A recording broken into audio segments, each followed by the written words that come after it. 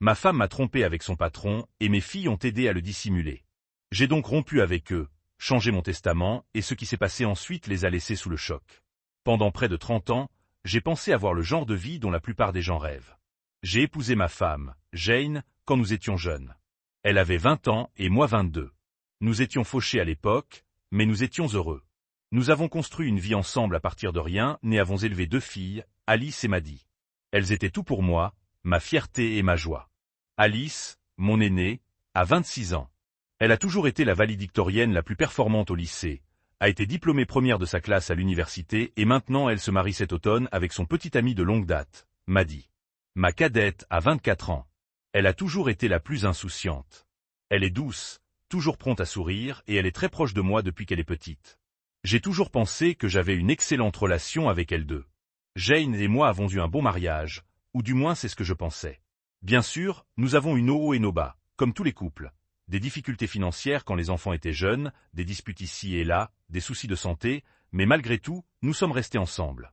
Je pensais que nous formions une équipe. Je croyais vraiment que nous vieillirions ensemble, que nous serions ce vieux couple assis sur le porche à rire des jours fous de notre jeunesse. Je l'aimais de tout mon cœur. La semaine dernière, tout s'est effondré. C'était juste un jour de semaine ordinaire. Jane m'a dit qu'elle allait dîner avec Alice et Maddie. Elles font ça assez régulièrement toutes les 2 semaines. Elles appellent ça un dîner entre filles. C'est leur moment de se retrouver, de rire et de partager des choses dont elles ne veulent pas parler avec moi. Cela ne m'a jamais dérangé. En fait, j'adorais ça. Ils étaient proches. Cela m'a rendu fier en tant que mari et père, comme si j'avais fait quelque chose de bien en élevant une famille qui s'aimait tant. Ce soir-là, Jane se préparait à l'étage. J'étais dans la cuisine en train de siroter un café et de parcourir les informations sur mon téléphone. Je m'en souviens très bien. Son téléphone a vibré sur le comptoir. Ce n'était pas inhabituel. Elle reçoit des messages des filles tout le temps, surtout quand elles organisent des plans. Sans réfléchir, je l'ai décroché. Je ne suis pas fier de ce que j'ai fait ensuite. Je n'avais aucune raison d'être méfiant, mais pour une raison quelconque, j'ai ouvert le message. Il provenait d'un numéro non enregistré. J'ai hâte de te voir ce soir. Je me suis figé. Ma première réaction a été la confusion. Ce n'était pas possible. Il devait s'agir d'une erreur, ou peut-être que ce n'était pas ce que ça semblait être. J'ai fixé le message pendant ce qui m'a semblé une éternité, mon esprit s'emballant. Finalement, j'ai tapé sur le fil pour voir le reste de la conversation. Ce que j'ai trouvé m'a détruit. Les messages n'étaient pas longs, mais ils n'avaient pas besoin de l'être. Ils étaient suffisants pour me dire exactement ce qui se passait. Les SMS venaient de son patron. Ils se rencontraient pour dîner et il était évident que ce n'était pas un dîner d'affaires. Le ton des messages était affectueux et affectueux. Il y avait des textos du début de la semaine. NTI sign, pourrait te manquer aussi. J'avais l'estomac noué, le cœur battant la chamade. Mes mains tremblaient tellement que j'ai failli laisser tomber le téléphone. C'était ma femme, la femme avec qui j'avais construit ma vie, la mère de mes enfants. Elle avait une liaison. Je ne savais pas quoi faire. Une partie de moi aurait voulu monter et la confronter sur le champ, mais je n'y arrivais pas. J'étais sous le choc, j'essayais de comprendre ce que je venais de voir. J'avais besoin de plus d'informations. J'avais besoin d'être absolument sûr. Quelques minutes plus tard, Jane est descendue. Elle était sur son 31, magnifique, comme toujours. Elle m'a souri, m'a embrassé sur la joue et m'a dit « Ne m'attends pas, d'accord ?» Sa voix était si décontractée, si chaleureuse, comme si tout était normal. Je ne sais pas comment j'ai réussi à tenir le coup, mais j'ai réussi à dire « H, amuse-toi bien avec les filles ». Dès qu'elle est sortie, j'ai attrapé son téléphone et activé le partage de localisation. Je n'avais jamais rien fait de tel auparavant. Je n'avais jamais ressenti le besoin de l'espionner, ni elle ni personne d'autre, mais à ce moment-là, je m'en fichais. J'avais besoin de savoir la vérité. Je suis resté assis là un moment, les yeux rivés sur mon téléphone, attendant que sa position se mette à jour. Quand elle s'est enfin mise à jour, mon cœur s'est serré encore plus. Elle n'allait pas au restaurant où elle et les filles se retrouvaient habituellement. Elle allait ailleurs, un endroit où nous étions allés souvent en famille. J'ai envoyé un texto à Alice et m'a dit « À quelle heure retrouvez-vous maman pour dîner ?» Elles ont toutes les deux répondu presque immédiatement. Alice a dit « À 19h. J'ai hâte de la voir. » Maddie a dit quelque chose de similaire. Elle mentait. Mes propres filles me mentaient. Je n'arrivais pas à y croire. Je ne voulais pas y croire, mais à cet instant, j'ai su que Jane n'était pas la seule à me trahir. Mes filles aussi étaient impliquées. J'ai attendu un peu plus longtemps, observant la position de Jane. Elle est arrivée au restaurant. J'ai pris mes clés de voiture et je suis allé là-bas, le cœur battant la chamade tout le long du trajet. Arrivé là-bas, je me suis garé dehors et j'ai regardé par la fenêtre. Je ne l'ai pas trouvée longtemps. Elle était assise à une table au fond avec son patron. Elle se tenait la main, riait, complètement inconsciente que je les observais. C'était comme un couteau dans ma poitrine. J'ai sorti mon téléphone et les ai prises en photo. Je ne sais même pas pourquoi je l'ai fait, peut-être pour me prouver que c'était réel, que je n'imaginais rien. Puis je suis parti. Assis dans ma voiture, les yeux fixés sur la photo de ma femme avec un autre homme, j'ai ressenti une vague d'émotions, colère, tristesse, incrédulité.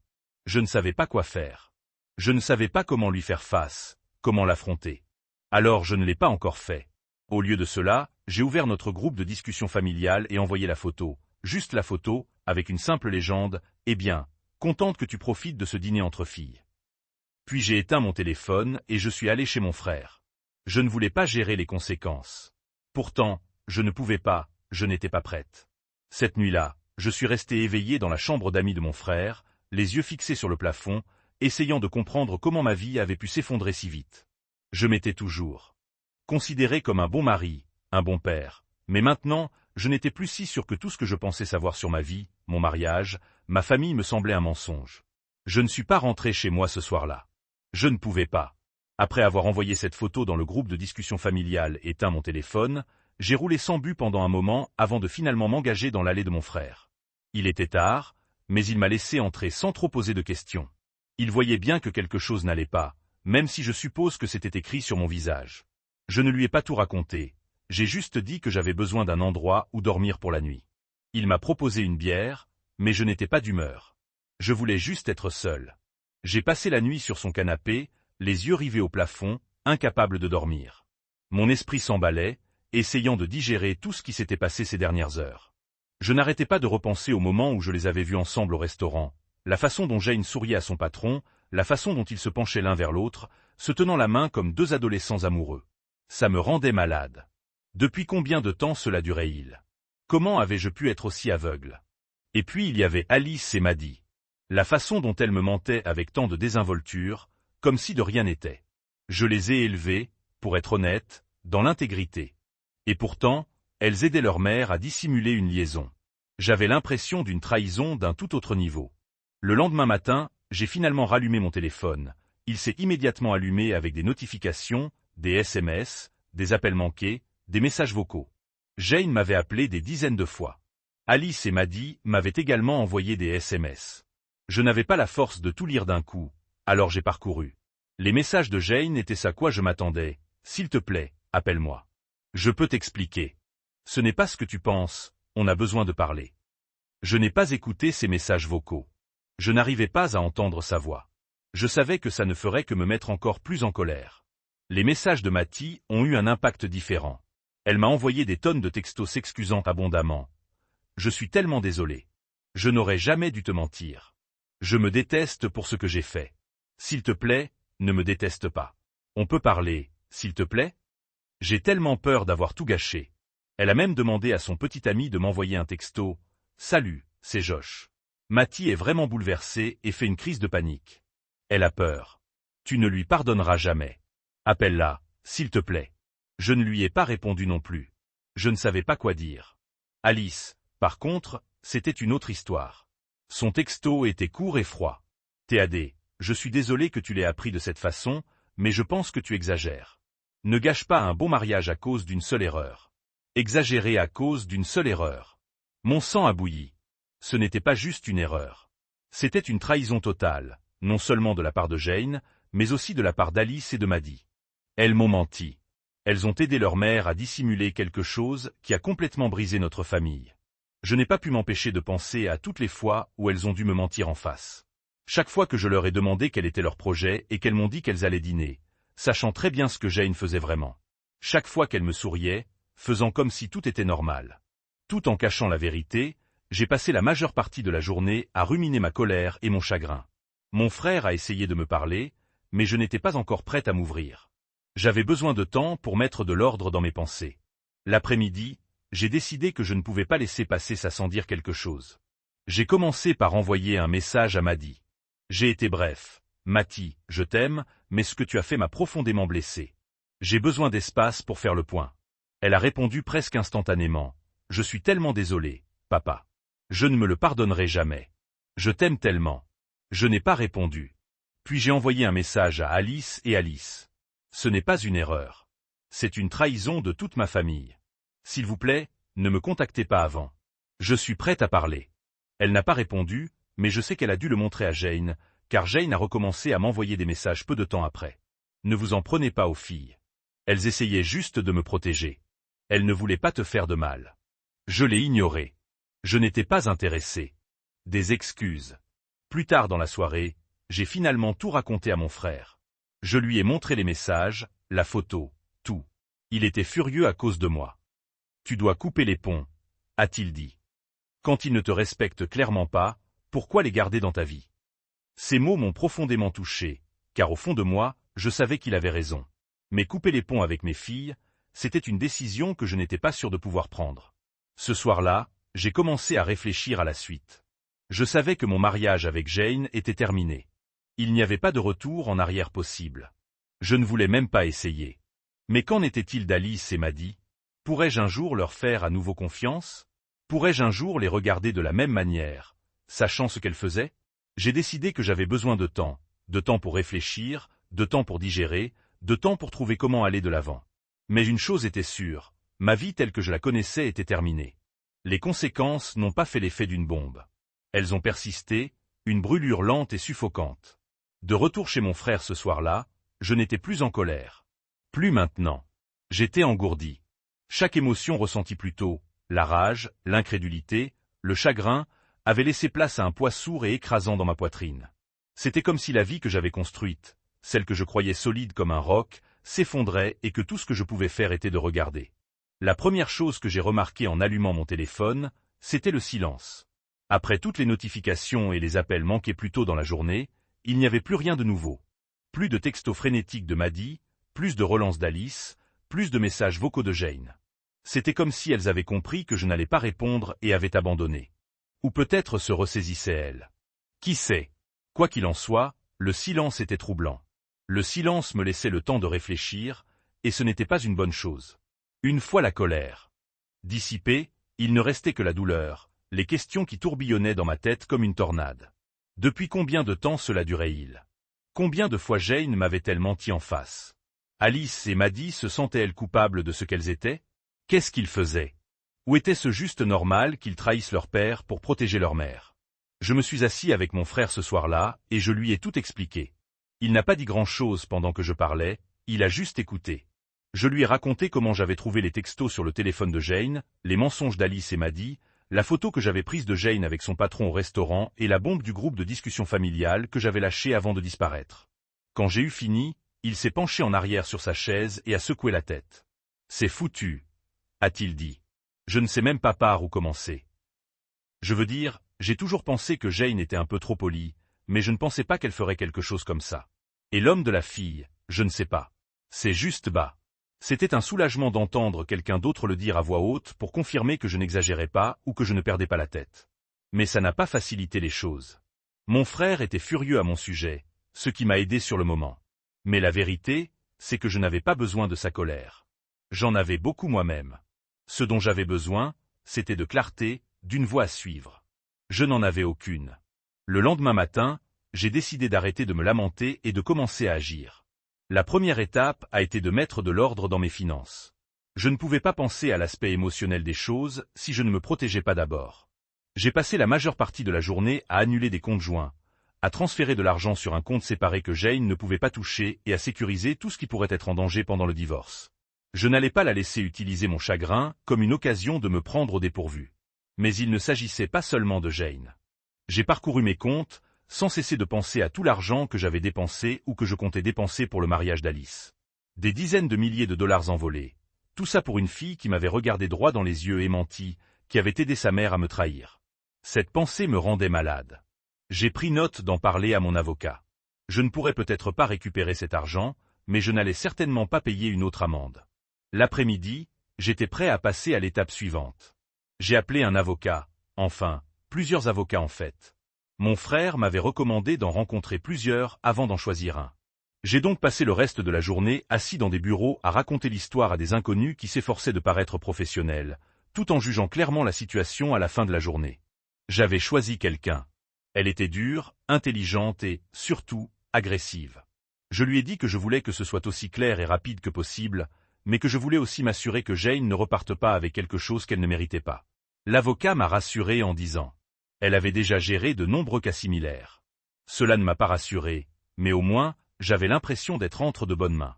Ce soir-là, assis seul dans la chambre d'amis de mon frère, j'ai commencé à réfléchir à ce que je voulais dire à Jane.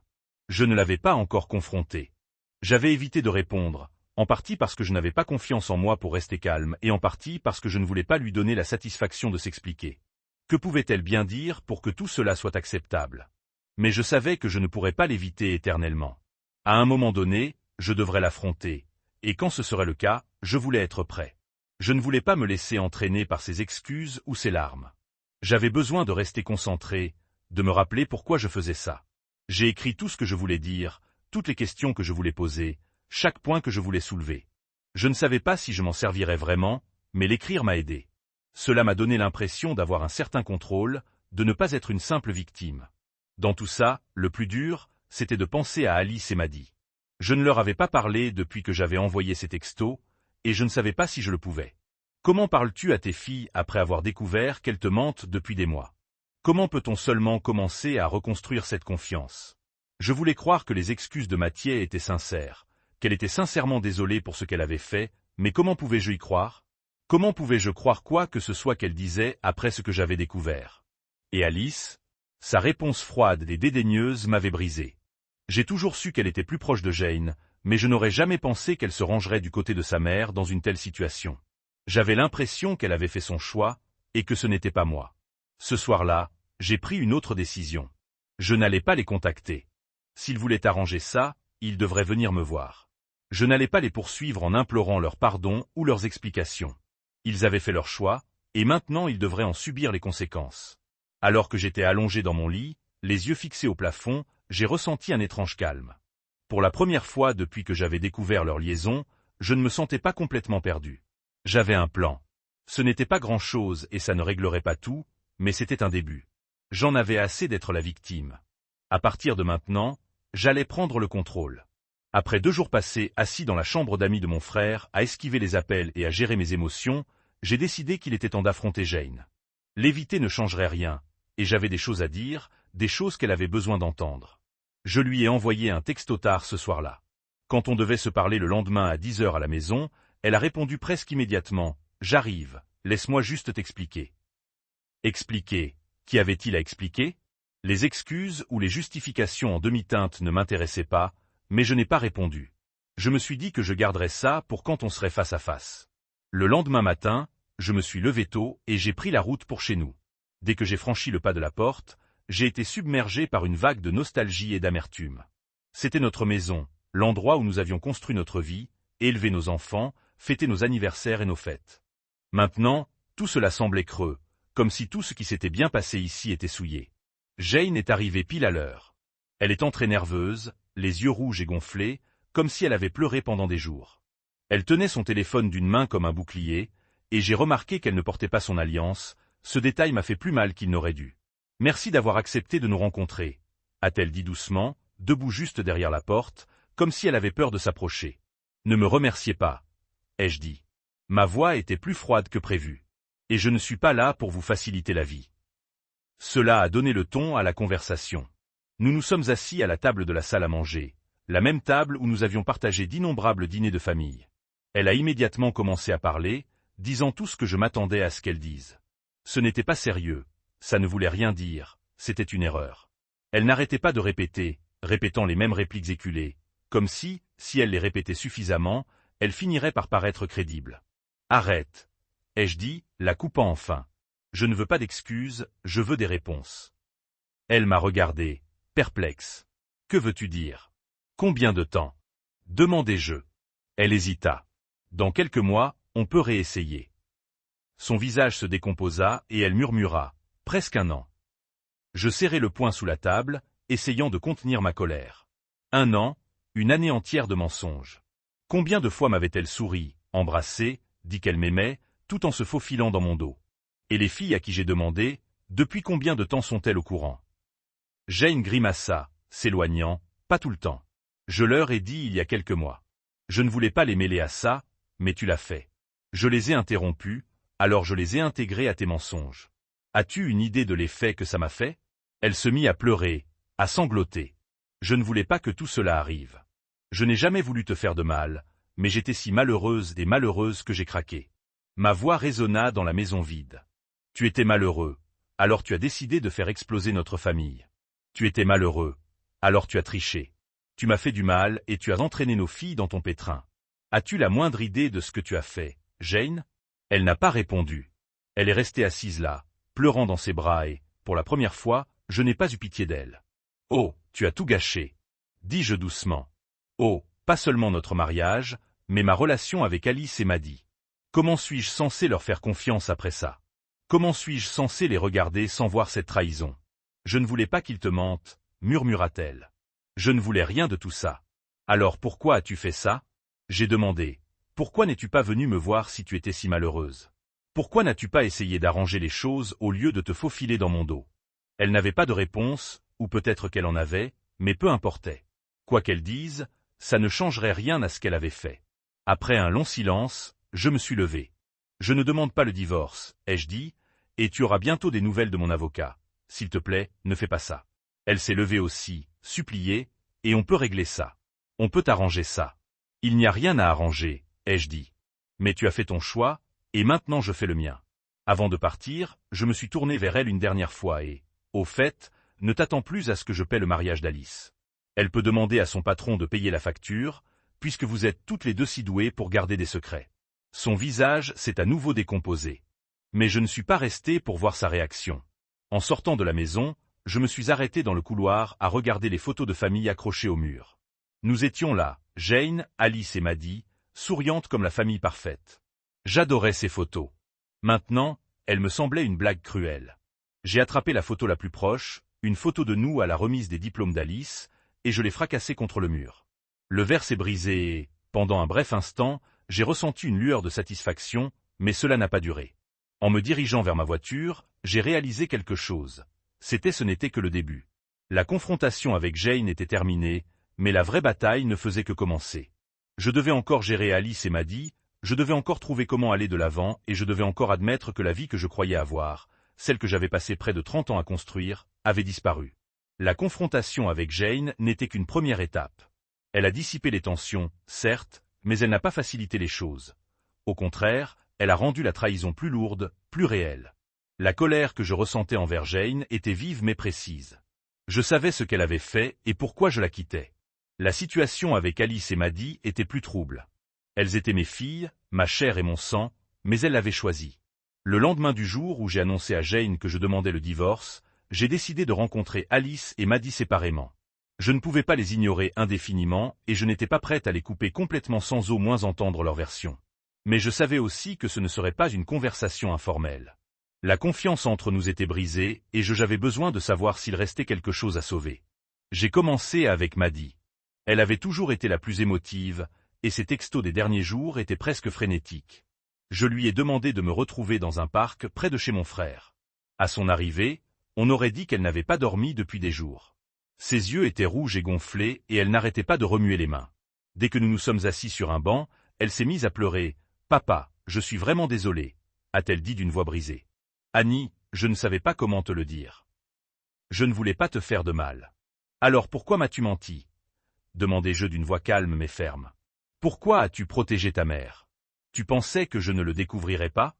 Elle secoua la tête en s'essuyant les yeux. Ce n'était pas comme ça. Elle m'en a parlé il y a quelques mois. J'étais en colère contre elle, mais elle m'a supplié de ne rien dire. Elle a dit qu'elle allait bientôt mettre fin à tout ça, que ce n'était qu'une phase et que je ne savais pas quoi faire. Je la fixai du regard, essayant de digérer ses paroles. Alors tu as décidé de la protéger au lieu de me dire la vérité. C'est penser qu'elle allait t'arrêter, dit Maddie d'une voix à peine plus forte qu'un murmure. C'est que je ne voulais pas faire exploser la famille. Si elle en avait l'occasion, elle arrangerait les choses. Je ne savais pas que ça irait aussi loin. Ce n'est pas suffisant, Maddie. Je t'ai dit que tu n'avais pas le droit d'excuser ce que tu as fait en disant que tu ne savais pas. Tu savais qu'elle me trompait, tu savais qu'elle me mentait. Et tu as accepté. Tu as une idée de ce que je ressens? Elle s'est effondrée à nouveau, se couvrant le visage de ses mains.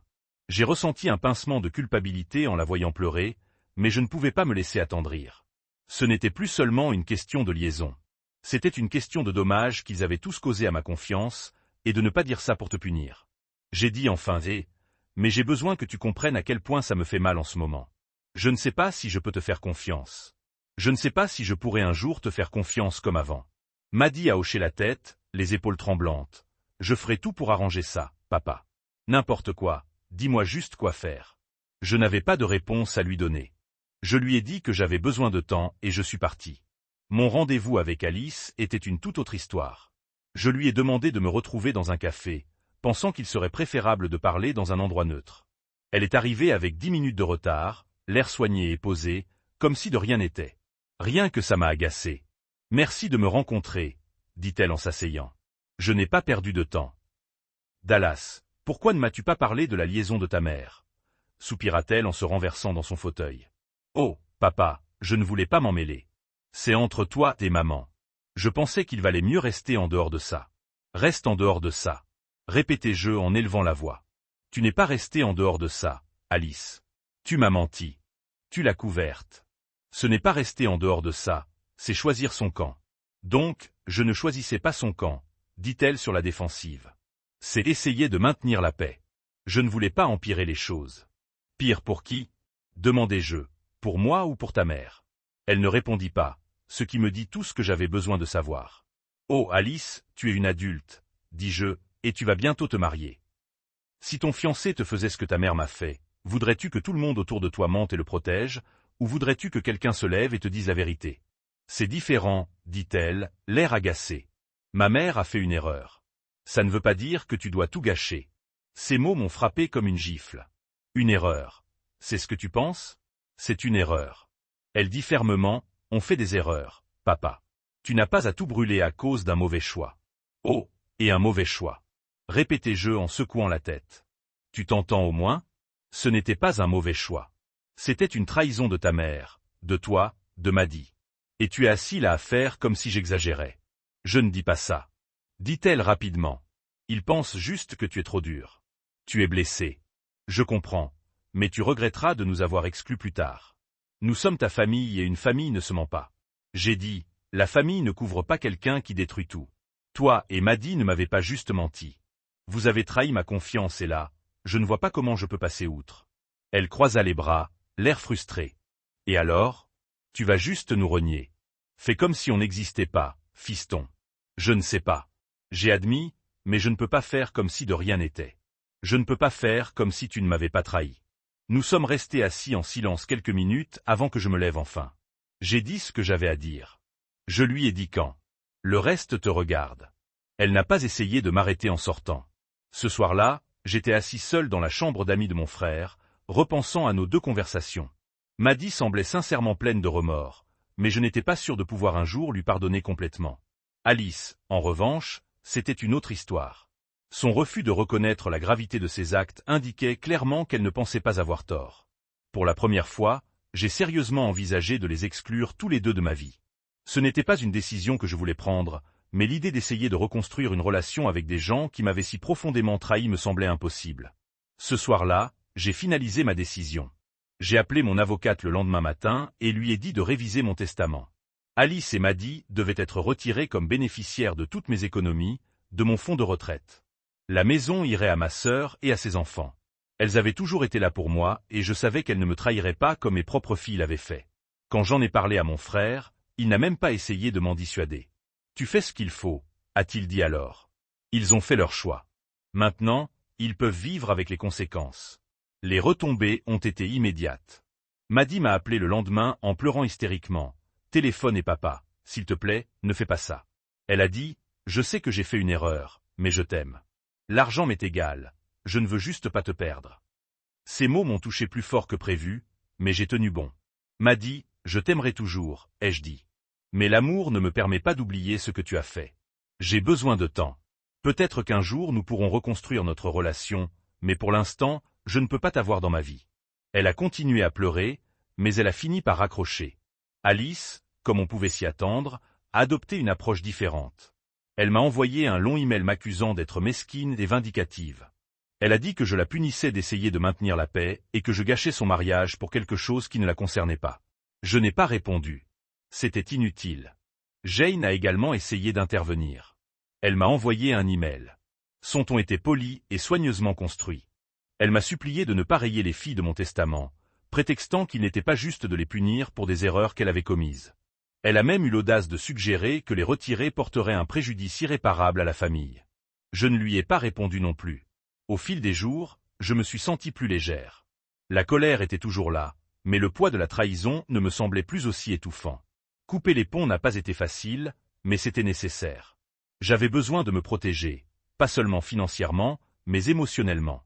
Pour la première fois depuis des semaines, j'ai eu l'impression de pouvoir respirer à nouveau. Cela fait maintenant 1 mois que je les ai retirés de mon testament. Je n'ai plus parlé à Alice ni à Maddie depuis. J'ai entendu dire par des amis communs qu'Alice se démène pour trouver l'argent nécessaire aux frais de mariage que je payais. Je ne la plains pas. Elle a fait son choix en choisissant de se ranger du côté de sa mère, Maddie. Je pense encore à une partie de moi qui espère qu'un jour nous pourrons nous réconcilier, mais seulement si elle comprend vraiment la profondeur de sa trahison. En attendant, je me concentre sur moi, Jane. Elle ne représente plus rien pour moi maintenant. Je me fiche de ce qu'elle fait ou avec qui elle le fait. Le divorce avance et mon avocat m'assure qu'elle n'obtiendra pas grand-chose. Cela me suffit. Parfois, je me demande si j'ai fait le bon choix en les excluant tous de ma vie. Mais ensuite, je me rappelle d'une simple vérité. Ils ont fait leur choix et maintenant je fais les miens. Je suis enfin libre.